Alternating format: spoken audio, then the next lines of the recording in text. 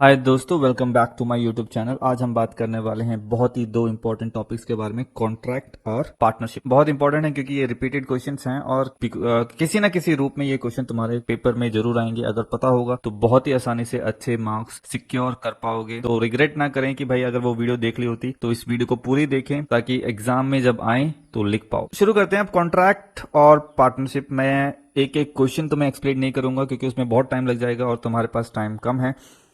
तो कॉन्ट्रैक्ट और पार्टनरशिप के बारे में मैं तुम्हें ब्रीफ में सारा कुछ बता दूंगा। चाहे फिर क्वेश्चन किसी भी टाइप में आए, चाहे वो कैसे भी घुमा फिरा के पूछे, तुम उसका आंसर दे पाओगे। ओके, तो सबसे पहले समझते हैं कॉन्ट्रैक्ट क्या है। Right, a contract is a legal enforcement of agreement between two और मोर पार्टी। ओके, सो जो कॉन्ट्रैक्ट है वो एक लीगल एग्रीमेंट होता है बिटवीन टू और मोर पार्टी। दो या दो से ज्यादा लोगों के बीच में एक एग्रीमेंट जो लीगली बॉन्ड हो उसको हम कॉन्ट्रैक्ट बोलेंगे। ओके, जैसे कि अगर बोलें कि अगर रवि ने बोला मीना से कि मैं तुम्हें अपनी बाइक 20,000 में दे दूंगा। ओके, तो अब ये मुंह बोली बात होगी, ये तो एग्रीमेंट हो गया, एग्रीमेंट हुआ। अगर अगला कल को बोलता है कि नहीं देना, तो तुम्हारे पास कोई प्रूफ ही नहीं है। तो कॉन्ट्रैक्ट क्या है? तुम ये सब एक डॉक्यूमेंट में लीगली एक प्रोसेस करोगे जहां पे रवि बोलेगा कि हाँ मैंने अपनी बाइक बेच दी है और इस बाइक के जुड़े जुड़े सारे जो भी प्रॉब्लम्स है अब वो उसके सर पे है। तो एक फिर वो दोनों तरह से दोनों साइड जब उसको एग्री करेगी, साइन कर लेंगे, तो क्या है, अब वो लीगली बॉन्ड हो गए हैं कि अब ये बाइक अगर रवि ने मीना को बेची है तो अब वो बाइक मीना की हो गई है। ओके, अगर रवि उस पर फिर से हक बताता है तो इस कॉन्ट्रैक्ट में प्रूफ है कि मीना ने वो 20,000 में खरीद ली है। ओके, सो किस कोई भी एग्रीमेंट जब लीगली बाउंड हो जाए उसको हम कॉन्ट्रैक्ट कहेंगे। Okay, so Indian contract act 1872 define it in section 2H। Okay, an agreement enforceable by law is contract. Okay, so अब दूसरा जो सवाल हमारे पास आता है कि भाई कॉन्ट्रैक्ट बनते कैसे हैं, फॉर्मेशन क्या है, प्रोसेस क्या है। राइट, सबसे पहला है ऑफर अ प्रपोजल, कि कोई भी बंदा है वो एक प्रपोज रखेगा कि रवि ने कहा मीना से मैं अपनी बाइक बेचना चाहता हूं। ठीक है, ये पहला स्टेप हुआ, उसने एक प्रपोजल रखा। ओके, अब मीना उसे एक्सेप्ट करेगी, बोलेगी हाँ ठीक है ये डील मुझे ठीक लग रही है। वो सब समझेगी और उसको एक्सेप्ट करेगी, हाँ मैं तुम्हारी बाइक 20,000 में खरीदने को तैयार हूं। उसने क्या एक्सेप्ट कर लिया। ओके, अब intention to create legal relationship, अब दोनों के बीच में एक म्यूचुअल अंडरस्टैंडिंग होनी चाहिए कि हाँ भाई ये जो हमने लेन देन किया है इसका कोई प्रूफ होना चाहिए, लीगल डॉक्यूमेंट होना चाहिए, ताकि कल को कोई प्रॉब्लम आए तो मेरे पास सबूत हो। दोनों के पास मन में ये होना चाहिए कि भाई ऐसा करना है। राइट, अब जैसे अपने पापा ने मुझे कोई साइकिल दे दी, उसका कोई लीगल कॉन्ट्रैक्ट नहीं होता। पर अब अगर तुम अपनी गाड़ी किसी को बेचते हो तो लीगली कॉन्ट्रैक्ट कराते हो। क्यों? लीगल आता है, वो कोर्ट का स्टैंप लगता है, एफिडेविट कराते हो। राइट, उसको बोलते हैं हम कॉन्ट्रैक्ट। ओके, सो अब क्या इसमें अब क्या है, दोनों intention to create legal relationship, दोनों के साइड से वो होना चाहिए, both party must intend to that agreement. Okay, और उस लीगल एग्रीमेंट के कॉन्सिक्वेंसेज भी होते हैं और वो दोनों को पता होने चाहिए। ओके, फिर lawful consideration. Okay, lawful consideration means some valuable must be exchange. इस कॉन्ट्रैक्ट अगर बनना है तो उसमें कुछ वैल्यूएबल एक्सचेंज होना चाहिए, जैसे साइकिल के बदले में 20,000 रुपए। ओके, फिर capacity of the contract. Okay, अब कुछ जो कॉन्ट्रैक्ट बनेंगे उसमें एक कैपेसिटी होती है कि both party must be major, 18 साल से ऊपर होने चाहिए, साउंड माइंड होना चाहिए और not disqualified by law. Okay, जो भी बंदा ये कॉन्ट्रैक्ट बना रहा है एक तो वो समझदार होना चाहिए। ठीक है, समझदार होना चाहिए, ऐसा नहीं कि कोई पागल है या कुछ है तुमने उससे कॉन्ट्रैक्ट बना लिया भाई साइन कर दे, नहीं। दूसरा है कि 18 साल से ऊपर होना चाहिए बंदा। ठीक है, अब किसी बच्चे ने तुम्हें बेच दिया, उस टाइम उसने 16 साल से 18 साल से पहले उसने साइन कर दिया, तो 18 साल के बाद वो केस कर देता है कि भाई मैंने मेरे को पता नहीं था, तो फिर वो कॉन्ट्रैक्ट बॉन्ड नहीं होगा। ठीक है, और फिर होता है फ्री कंसेंट। ओके, अब जब एक कॉन्ट्रैक्ट बनता है उसमें एक फ्री कंसेंट होता है। फ्री कंसेंटमेंट, फ्री विल, अपनी मर्जी से होता है। राइट, ये जो दोनों पार्टी है वो अपनी मर्जी से ही लेन देन करेंगे, ये नहीं कि जबरदस्ती हो रहा है, जबरदस्ती तुमने किसी एग्रीमेंट पे साइन करा लिया या फोर्सफुली उनसे थंब इम्प्रेशन ले लिया, ऐसे नहीं चलेगा। जो बेचने वाला है उसको बेचने का मन होना चाहिए, जो खरीदने वाला है उसको खरीदने का मन होना चाहिए।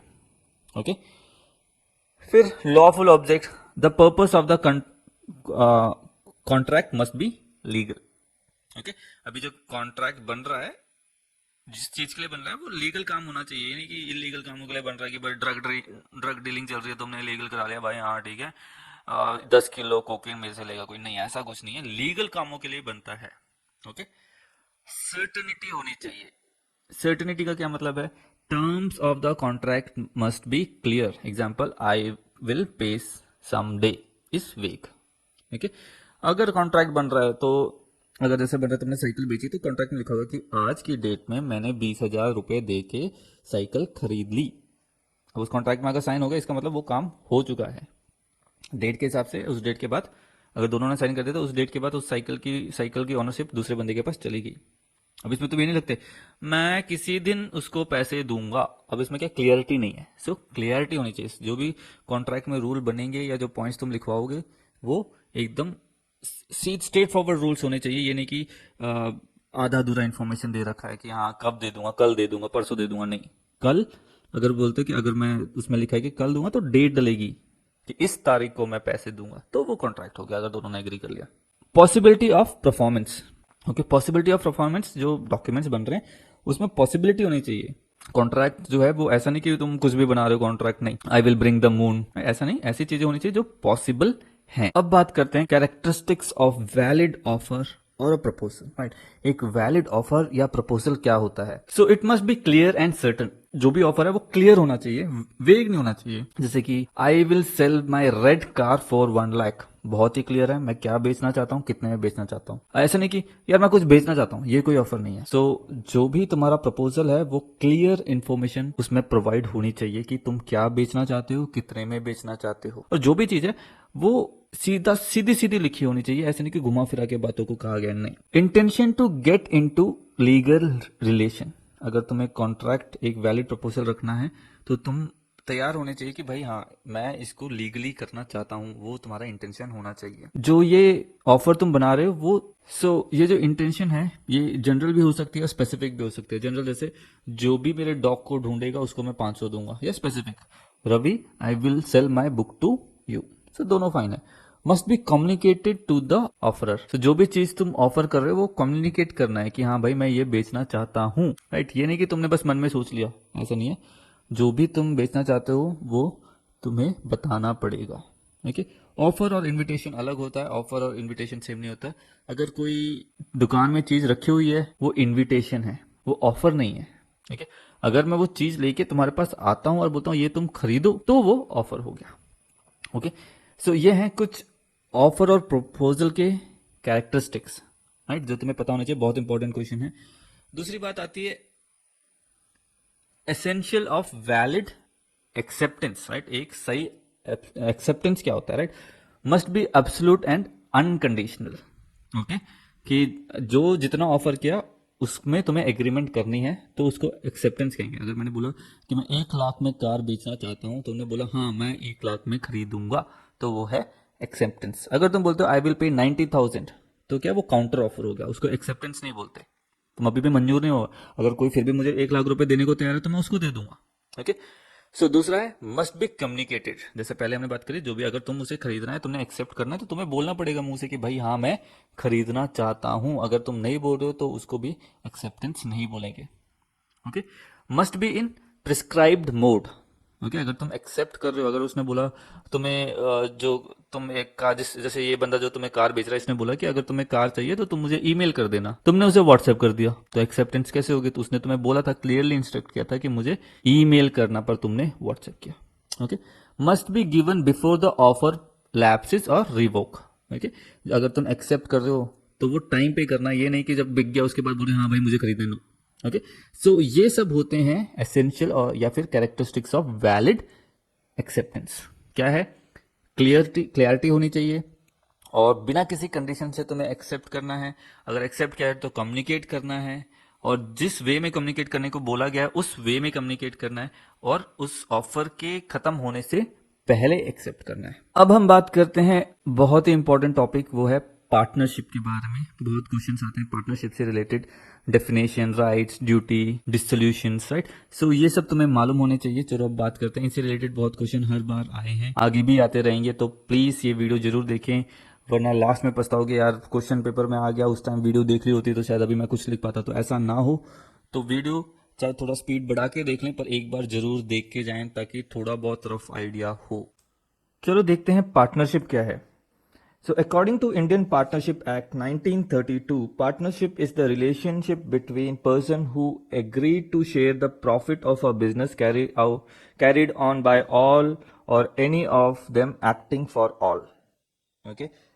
So, इसका मतलब ये है कि अगर राम, श्याम और मोहन मिलके एक एक दुकान खोलते हैं और प्रॉफिट शेयर करते हैं तो ये पार्टनरशिप है। अब एक वैलिड पार्टनरशिप क्या होती है? एक वैलिड पार्टनरशिप में क्या क्या चाहिए होते हैं, राइट? तो सबसे पहले हमें चाहिए होगा एग्रीमेंट, एक रिटन या oral agreement between the partners कि हम एक पार्टनरशिप करेंगे। दूसरी चीज होनी चाहिए sharing of profit and loss, right? और लॉफुल बिजनेस होना चाहिए, लीगल काम होना चाहिए, म्यूचुअल एजेंसी होनी चाहिए, every partner can bind the firm, और मिनिमम 2% आर रिक्वायर्ड, राइट? सो एक अकेला बंदा पार्टनरशिप में नहीं हो सकता, 2 या 2 से ज्यादा लोग होने चाहिए, कम से कम 2 लोग होने जरूरी है। अब हम बात करते हैं कि किस किस तरीके के पार्टनरशिप्स होती हैं, डिफरेंट टाइप ऑफ पार्टनर्स। तो अब तुमने देखा होगा बहुत सारे तरीके के पार्टनरशिप होते हैं। एक होता है एक्टिव पार्टनर। अब जैसे दो लोगों ने कंपनी खोली और वो दोनों मिलकर डिसीजन लेते हैं, बिजनेस में सारा काम करते हैं, प्रॉफिट भी शेयर करते हैं और इन्वेस्टमेंट भी करते हैं, और जो पैसा बचता है वो आपस में शेयर करते हैं, और जो भी जरूरत है दोनों मिल मिल के काम करते हैं। ओके। एक होता है स्लीपिंग पार्टनर, राइट? अब कोई कोई दोस्त हमें पता ही है, होते हैं पार्टनर है, करते कुछ नहीं, ग्रुप प्रोजेक्ट में वगैरह होते ही है, राइट? सो इसमें क्या है, जो स्लीपिंग पार्टनर होता है वो invest money but does not take part in operations, right? जो स्लीपिंग पार्टनर होता है वो अपने पैसे लगा देता है, बाकी सारा काम जो दूसरा पार्टनर है या बाकी लोग हैं वो संभाल रहे होते हैं। इसने बस एक काम करते हैं, पैसे दे दिया, अब बस प्रॉफिट प्रॉफिट प्रॉफिट अपना कमाएगा, कुछ उसको सोचने समझने की जरूरत नहीं है। ओके। अब जो हमारा तीसरा आता है वो होता है नॉमिनल पार्टनर। नॉमिनल पार्टनर क्या है? Lends name only, doesn't invest और वर्क। सिर्फ अपना नाम देता है, ना उस वो जो जो एजेंसी है वो उसके नाम पे होगी। ओके। और ना वो इन्वेस्ट करेगा ना कोई काम करेगा। जब प्रॉफिट आएगा तो उसका एक हिस्सा इस पार्टनर को देना पड़ेगा, क्योंकि बस इसके नाम पे है, जब सारा कंपनी चल रही है वो इसके नाम पे चल रही है। ओके। बाकी उसको कोई लेना देना नहीं है। दूसरा आता है partner by estoppel, appears to be a partner so treated as one, right? जैसे तुम्हारा दोस्त हो गया, वो तुम्हारे साथ उठता बैठता है तो लोगों को लगता है कि पार्टनर है। ओके। फिर होते हैं माइनर पार्टनर। माइनर पार्टनर क्या होता है? Can share profit but not liable for losses. Okay. Minor partner वो होते हैं अगर प्रॉफिट हुआ तो थोड़ा सा आके ले लेंगे, वरना लॉस लूस में इनका कोई जिम्मेदारी नहीं है। Okay. A minor child is admitted to benefit partnership, he will only gets profit not bear loss. अगर छोटा सा बच्चा है, कोई 15-20 साल, 18 से छोटा है, 14-15 साल का है, जिसको पार्टनर में पार्टनरशिप दे रखी है, तो क्या प्रॉफिट आएगा तो उसको मिलेगा, अगर प्रॉफिट नहीं आएगा तो उसको कोई लेना देना नहीं है, वो बोलेगा भाई मैं क्या करूँ, मैं तो बच्चा हूँ। सो ये है different different types of partnerships, तुम्हें पता होना चाहिए। अगर एग्जाम में आता है तो लिखें क्या है, एक सिंपल से थोड़ा सा एक्सटेंड करके लिखे और एक एक एग्जाम्पल डिटेल में दे दें। ओके। कोई एग्जाम्पल दे दे, कहीं तुम्हें किसी पार्टनर का पता हो है तो ऐसे एग्जाम्पल दे दे तो ज़्यादा बेनिफिशियल रहेगा। ओके। अब हम बात करते हैं राइट्स ऑफ अ पार्टनर। एक पार्टनर के क्या क्या उसके राइट्स होते हैं। ओके। सो जैसे कि तुम्हें पता है क्या क्या राइट है। प्रॉफिट शेयर का राइट, तो क्या है, प्रॉफिट तो देना पड़ेगा। ओके। दूसरा है right to participation. Okay. Right to participation कि वो बिजनेस के डिसीजन ले सकता है, अगर वो पार्टनर है तो वो भी डिसीजन ले सकता है। और दूसरा है प्रॉफिट शेयर का। तीसरा है right to inspect book of accounts, right? कि जो अगर तुम दो पार्टनर हो तो तुम से कोई भी कभी भी जो कितना खर्चा है क्या है वो दे सकता है। ऐसा नहीं कि एक ने छुपा के रख लिया भाई मैं नहीं दिखाऊंगा ना। अगर वो पार्टनर है तो लीगली तुम बॉन्ड हो उसके साथ ये सारी इंफॉर्मेशन शेयर करने की, और वो कभी भी चाहे तो एक्सेस कर सकता है।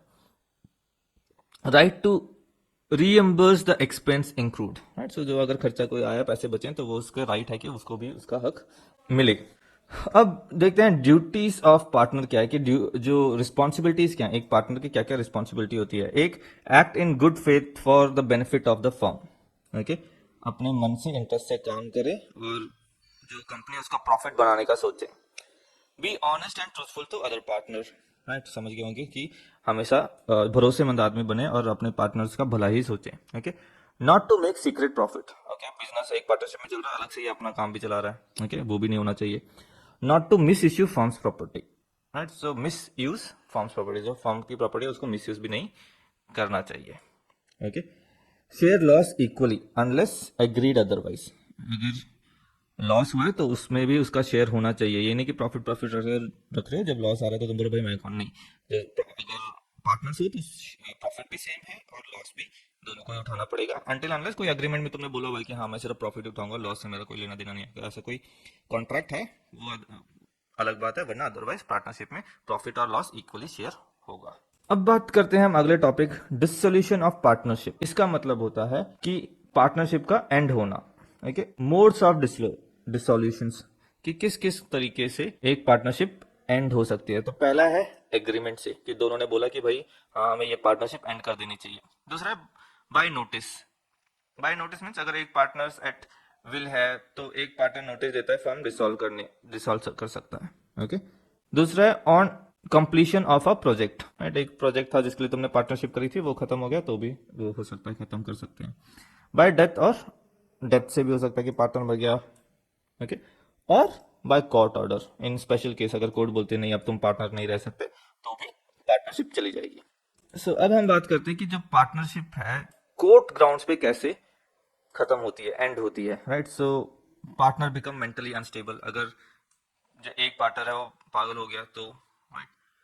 कांस्टेंट क्वेरल्स अमंग पार्टनर, जो पार्टनर हैं आपस में बहुत झगड़ रहे हैं, बहुत ज्यादा डिसएग्रीमेंट हो रही है, हर छोटे छोटे बात में बड़ा बड़ा प्रॉब्लम हो रहा है, तो उस केस में भी कोर्ट कर सकते हैं कि भाई एंड करो पार्टनरशिप। मिसकंडक्ट बाय पार्टनर, एक पार्टनर जो है वो फ्रॉड कर रहा है, ठग रहा है तो भी। ओके, बिजनेस बिकम इलीगल, अगर बिजनेस इलीगल हो जाता है तो भी। और रिपीटेड लॉस, कंपनी प्रॉफिट बना ही नहीं रही है, बस लॉस ही लॉस हो रहा है तो भी। और बीच ऑफ पार्टनरशिप एग्रीमेंट, अगर कोई भी एक पार्टनर जो एग्रीमेंट उन्होंने किया था उसमें से कोई भी एक चीज को ब्रीच करता है, वो नहीं मानता है, राइट, तो उस केस में भी कोर्ट डिसॉल्व कर सकते हैं।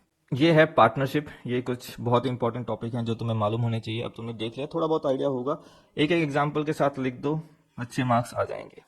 वीडियो को यहाँ तक देखने के लिए शुक्रिया। अब अगर वीडियो अच्छी लगी तो लाइक शेयर और सब्सक्राइब करें।